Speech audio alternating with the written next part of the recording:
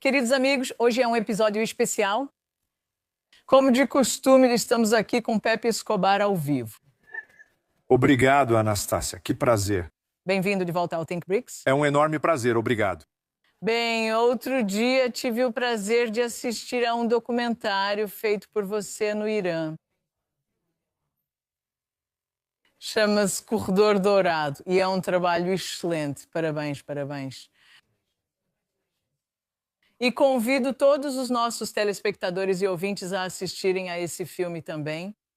Bem, você pode encontrá-lo na rede social do Pepe, no X e no Telegram, e não se esqueça de se inscrever. Bem, vamos começar com essa reportagem porque ela é muito relevante para os acontecimentos atuais. Bem, seu documentário Corredor Dourado nos dá uma visão real e próxima do Irã. Qual foi a coisa mais surpreendente que você aprendeu enquanto filmava lá? Quero dizer, algo que a mídia ocidental normalmente deixa passar exatamente. Obrigado, Anastácia. E os parabéns devem ir para os iranianos. Eles foram absolutamente extraordinários. Primeiro, eu os abordei e disse, olha, vocês podem me ajudar a fazer uma reportagem sobre o corredor norte-sul? Eles me deram uma equipe de 5 pessoas, ultra profissional, e disseram, ok, você pode ir aonde quiser. Então tivemos acesso total a todos os principais portos, acesso total ao Mar Cáspio, ao Golfo Pérsico, ao Mar de Omã. E claro, eu exagerei e cruzei a fronteira entre Irã e Paquistão em um barco de pesca. Sem o Estado Islâmico, ou o Movimento de Libertação do Baluchistão, ou a CIA, ou o MI6 e assim por diante. Mas eles abriram as portas para um estrangeiro, o que significa que fiquei profundamente tocado, porque é uma questão de confiança. Claro, nós tínhamos todas aquelas autorizações super difíceis de conseguir para filmar onde quiséssemos, mas este era um documentário basicamente conduzido por um estrangeiro. Para isso, eles precisam confiar em você, e esse relacionamento é construído ao longo de décadas, como foi no meu caso, o que foi muito gratificante. Fiquei impressionado, mas o que eu não sabia era como o Bandarabas funciona. Por exemplo, também fiquei impressionado com os efeitos práticos de 4 décadas de sanções.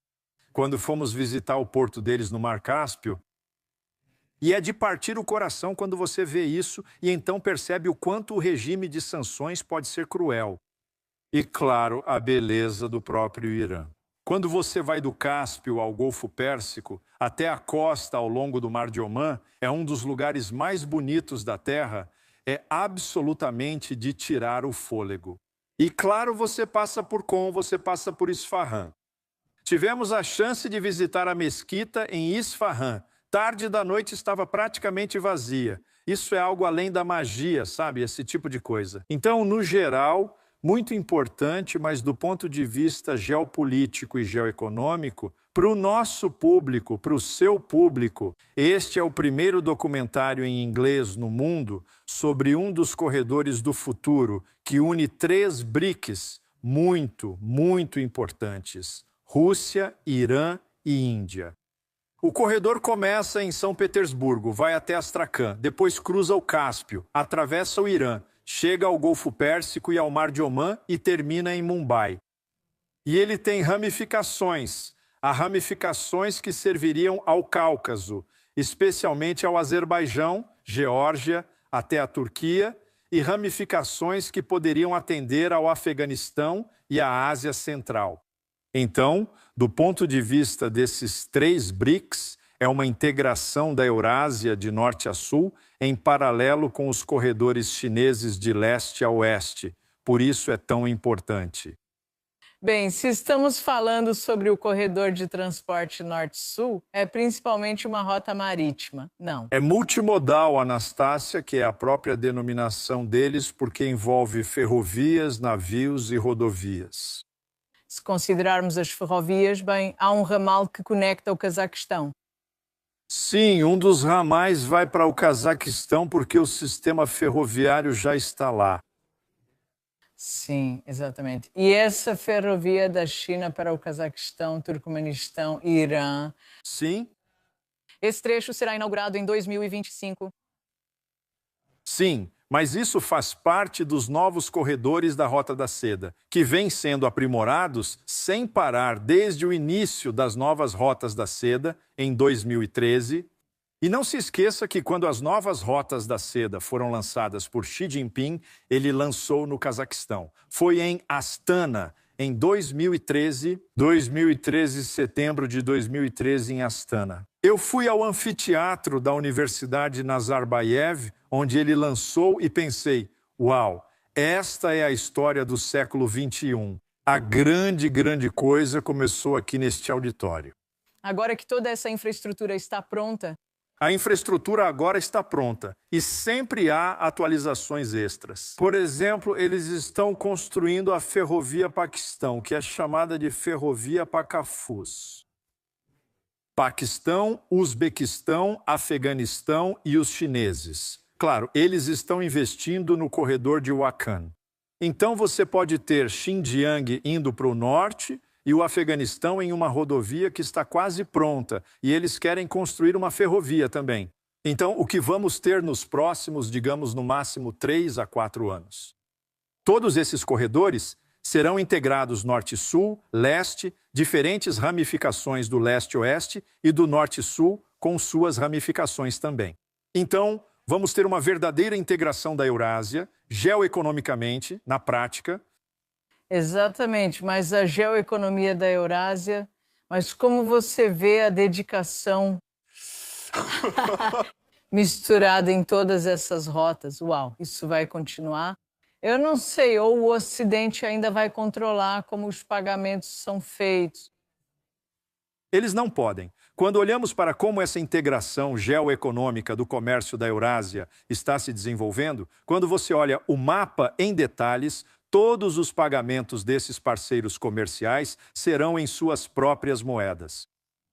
Claro, muito disso será em yuan por razões óbvias, mas muitos deles serão de moeda para moeda. E esse é um dos blocos de construção para o sistema de pagamentos dos BRICS, incluindo os 10 membros dos BRICS e também os 10 parceiros. Não se esqueça do Uzbequistão e do Cazaquistão, eles são parceiros. E Irã, Rússia, Índia, China, eles são membros plenos.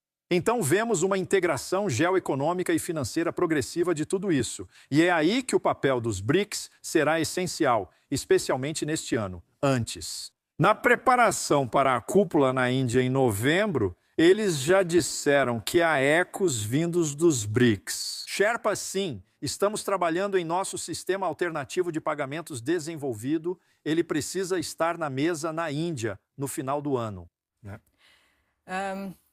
Se nos movermos um pouco no mapa, vamos nos aproximar de outro ponto estratégico no sul do Cáucaso. Quero dizer, o lugar onde os Estados Unidos da América entraram recentemente como mediadores de paz entre Azerbaijão e Armênia.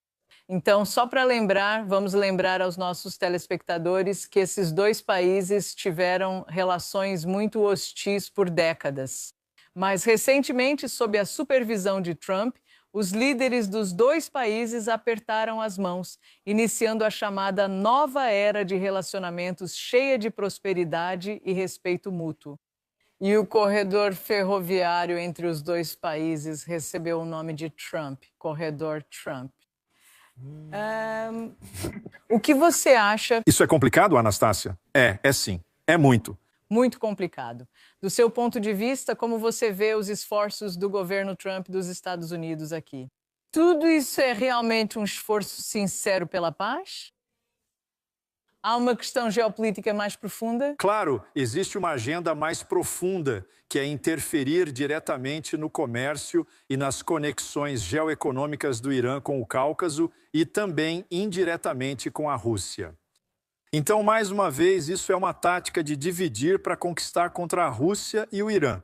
Sob os auspícios de um plano de paz entre Armênia e Azerbaijão, que todos nós vamos acompanhar, o Cáucaso, isso nunca vai acontecer, sabe? Eles podem posar para as câmeras, mas não haverá uma colaboração mais profunda entre Armênia e Azerbaijão. Existem muitas feridas que não serão curadas tão cedo. Mas, por enquanto, ainda não sabemos como esses corredores vão funcionar. Por exemplo, os chineses estão observando isso para dizer, ok, se funcionar, pode ser bom para as nossas novas rotas da seda através do Cáucaso. Se ele não fizer isso, ainda temos nosso plano A, que é através do Irã, e podemos usar partes do corredor de transporte norte-sul, ramificando para o Azerbaijão. Então, os chineses não têm ilusões sobre isso. Vamos dizer, essa interferência do Trump. A mesma coisa com os russos e, obviamente, principalmente com os iranianos. Eles sabem que isso é, obviamente, direcionado contra eles, contra seus interesses econômicos e comerciais. Então, ninguém quer supervisão americana sobre isso, definitivamente não. E não se esqueça, isso está em uma área muito sensível da Eurásia. Mais uma vez, estamos falando sobre o, digamos, o sudoeste, mas é tão sensível quanto a Ásia Ocidental, o antigo Oriente Médio. E pode ser que os Estados Unidos estejam colocando os elementos de uma nova conflagração no Cáucaso do Sul. De novo, eles nunca tiraram o sul do Cáucaso da cabeça. Lembra o que tentaram na Chechênia? Indiretamente não funcionou, então eles vão voltar. Com certeza. Todo mundo agora está olhando para o Golfo Pérsico. Sim, dizem que há uma frota americana no Golfo que eles nunca viram antes. Eles não estão no Golfo. Anastácia, porque se eles estivessem no Golfo, poderiam ser afundados em poucos minutos. Eles estão no Mar da Arábia, que é muito longe.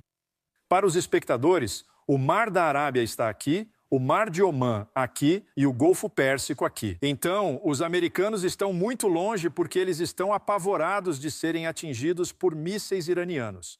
Se alguma coisa começar, se é que a gente ainda não sabe. Mas, ao mesmo tempo, existe uma faixa marítima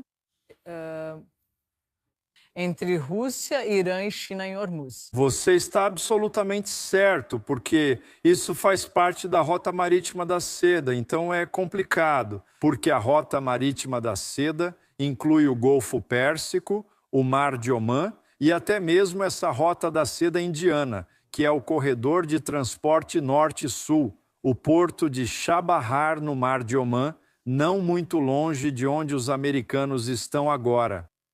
E isso é essencial para o corredor, para a Índia. Então, a Índia não pode simplesmente ignorar uma enorme armada americana. Muito perto de um porto que eles querem usar para seus próprios propósitos. E uma informação muito importante, Anastácia obviamente não foi confirmada por Washington. Os americanos proibiram a Índia de usar o porto de Chabahar no Irã. Isso é extremamente sério. Se isso for finalmente confirmado, isso significa que os americanos estão impedindo a Índia de desenvolver sua própria Rota da Seda. De usar a infraestrutura que eles estão usando na... Infraestrutura. Como você vê no documentário, todos os guindastes no porto de Chabahar que vimos foram financiados pela Índia. É muito, muito complicado. É por isso que os indianos, quando estão sempre tentando equilibrar entre o império do caos, como eu descrevi, e a Eurásia, eles sempre perdem. Não dá para ficar em cima do muro, é preciso escolher. Como nação soberana, os indianos devem afirmar: não, nosso interesse é essa Rota da Seda. Estamos investindo na nossa própria, diferente da chinesa. Então, por que vocês nos proibiriam de fazer isso? Então, vamos continuar. Sim, vamos falar um pouco sobre a Índia. A Índia está sempre protegendo seus próprios interesses. Certo? A Índia ocupa a presidência do BRICS este ano e está posicionando Nova Delhi como um ator-chave em um mundo multipolar. Mas, ao mesmo tempo, a Índia está aprofundando os laços tecnológicos e de defesa com os Estados Unidos. Está fortalecendo parcerias com a França e recebe Lula, presidente do Brasil, para discutir deliberações. Como você vê esse momento para a Índia? Na sua opinião, o governo de Modi está conseguindo criar com sucesso um modelo de soberania multivetorial? Ou, não sei, eles estão tirando proveito de todos os lados, sem se alinhar totalmente com ninguém? Ou talvez eu veja dessa forma. Esse ato de equilíbrio está se tornando difícil demais porque as tensões globais estão aumentando. Exatamente, Anastácia. Esse é o problema das classes dominantes indianas. Isso vai muito além do BJP e do governo Modi. Eles estão sempre se protegendo e ainda tem esse gigantesco complexo de inferioridade que vem desde o Raj em relação aos anglo-saxões. Eles ainda não se livraram disso. Eles tiveram seu século de humilhação. A diferença com a China é que a China superou isso. A Índia, infelizmente, ainda não. Por mais que possamos admirar a cultura, as tradições e a filosofia indianas, claro, isso é outra história. Mas geopoliticamente eles ainda têm, eu não diria um complexo, mas uma série de complexos, certo? Tudo vai depender de como eles vão fazer essa cúpula do BRICS ser bem-sucedida. A Rússia está ajudando eles a fazer isso com a experiência de Kazan e uma parceria estratégica muito boa. Rússia, Índia, eles podem ajudar os indianos a conseguir realizar isso. Ainda não sabemos, é cedo demais para dizer, mas eles precisam parar de ficar em cima do muro para beneficiar a Índia como um ator-chave na Eurásia e no Sul global. Costumam dizer a si mesmos que são líderes do Sul global. Bem, a China é uma líder do Sul global e você também pode dizer que a China é um país em desenvolvimento e uma líder do Sul global. Ao mesmo tempo, a Índia, no momento, é apenas um possível co-líder em desenvolvimento do Sul global. Ainda há um longo caminho a percorrer. Então vai depender de como eles organizam o BRICS e especialmente de como coordenam esse processo de desdolarização, não pelo nome, é claro, que basicamente significa comércio, nas moedas dos países do BRICS, de forma bilateral e multilateral. Eles têm tudo o que é necessário para fazer isso e contam com a ajuda russa para realizar, mas será que vão fazer? Quem sabe? Bem, se não me engano, este ano a cúpula do Quad também na Índia. Também é na Índia. Então, o que é isso? A Índia faz parte do BRICS. Sim, essa é a questão. Mas isso volta. Ou, para o mesmo ponto, você vai ficar em cima do muro para sempre? E quando você olha para o tabuleiro de xadrez ao seu redor, os jogos já foram feitos. Como dizem os croupiers em Mônaco, sabe, les jeux sont faits. Sim, os jogos já foram feitos e a roleta está girando. De um lado você tem o Império do Caos com os vassalos. Do outro lado você tem a Eurásia, o Sul global e os BRICS. Você não pode jogar dos dois lados. Está fora de questão. A Turquia acha que pode fazer isso, mas não vai conseguir. Simplesmente não pode. A Índia ela é muito mais complicada porque, em termos eurasiáticos e do Sul global, a Índia ela é muito mais importante e grande parte do Sul global admira a Índia, por causa da Índia. Tradição cultural, tradição filosófica, claro. Mas vocês vão ser uma colônia anglo-americana ou vão ser de novo ou remixados? Ou vocês vão ser uma nação soberana, parte do novo sistema de relações internacionais? Então, isso significa que veremos em um futuro próximo. Pergunta final. Sim, você viaja extensivamente pelo Sul global. Quando analistas locais que você encontra com frequência, por exemplo, em Teherã, em Astana ou em Baku, talvez quando esses analistas locais ouvem a frase ordem internacional baseada em regras, o que eles realmente entendem? Então, como isso molda as escolhas estratégicas deles? Hoje está mudando. Anastácia, até um ano atrás, eles sabiam que a ordem internacional baseada em regras vinha de Washington, pela administração anterior e até antes disso, pelo Trump. 1.0. E eles podem mudar essas regras ao bel prazer porque são o império. Eles sabiam que tinham que conviver com isso. Agora é muito mais complicado porque agora estamos no novo paradigma, mergulhados nele. Depois de pouco mais de um ano de Trump 2.0, agora é o caos internacional sem nenhuma regra. Esse é o novo paradigma e ele é predatório por parte do império. Sem nenhuma regra. Podemos fazer o que quisermos, e isso vem do próprio presidente dos Estados Unidos. Não preciso respeitar a lei internacional. Sigo minha própria moral, como ele mesmo disse. Isso significa que faço o que quiser. Ele basicamente diz: sou o governante do mundo. Eu sou relativamente indulgente porque eu chamo de Neo-Calígula, mas ele vai muito além de Calígula. Calígula nunca afirmou querer governar o mundo todo, apenas o Império Romano e seus vassalos.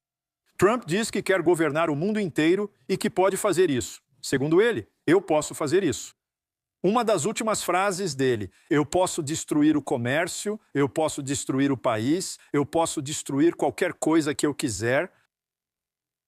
Então, Jeffrey Sachs tem uma definição maravilhosa. Ele canta como uma criança de 4 anos, eu diria de 2 anos, ele nem consegue articular. Ele simplesmente, sabe, é como um daqueles filhos únicos que cantam, que são doutrinados desde o nascimento. Para ser qualquer coisa que eu quiser, eu posso conseguir. Então, é muito infantil, é muito perigoso para todo o planeta. E não há nenhum controle contrário, porque o círculo íntimo dele, eles são basicamente bajuladores, extremamente medíocres, pessoas que não entendem o resto do mundo. Sinofóbicos, russofóbicos, iranofóbicos, islamofóbicos, latino-americanofóbicos e por aí vai. Essa é a coleção do círculo íntimo de Trump. Então, o Sul Global deve se resignar a ser refém dessas pessoas? Não, é preciso um contrapoder. É aí que entra a cúpula dos BRICS na Índia. É aí que entra a parceria estratégica entre Rússia e China. É assim que Rússia e China precisam defender o Irã, se o Irã for atacado. É assim que os BRICS deveriam defender Cuba. Extremamente importante. Cuba é um parceiro dos BRICS. Cuba está sob cerco e isso pode acontecer. Mais cedo ou mais tarde, você sabe, o Império pode ter ideias de guerra direta contra Cuba, mudança de regime, o que for, ou eles podem fazer um Venezuela 2.0 em Cuba.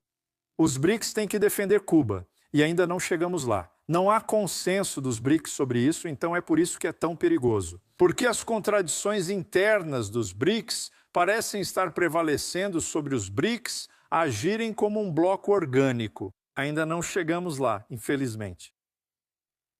Para fazer o que você disse, na minha opinião, precisamos da institucionalização dos BRICS, mas ainda não temos isso. Não, e Anastácia, isso é um problema, porque a última coisa que ouvimos do ministro Lavrov, em suas próprias palavras, ele disse: não, os BRICS devem permanecer assim como um clube informal sem secretariado. Isso deveria ser revisado porque, especialmente agora, este ano, quando eu diria que as máscaras caíram, o Império agora está nu. E tivemos a confirmação na Conferência de Segurança de Munique com aquele discurso impressionante do pequeno gusano Marco Rubio, basicamente dizendo que queremos recolonizar o Sul Global e vocês, europeus, vocês deveriam estar conosco. Então, esse é o retorno da recolonização, e eles dizem isso abertamente. Então, o que o Sul Global vai fazer? Vai sentar e relaxar. Você não pode resistir. Esse é um assunto para outra conversa. Esse é um assunto para outra conversa. E hoje estamos encerrando. Queridos amigos, por favor, inscrevam-se no nosso canal, sigam o PEP nas redes sociais e inscrevam-se no Think BRICS, apoiem-nos no Substack, no YouTube, ajudem-nos a manter nossa independência. Obrigada por assistir.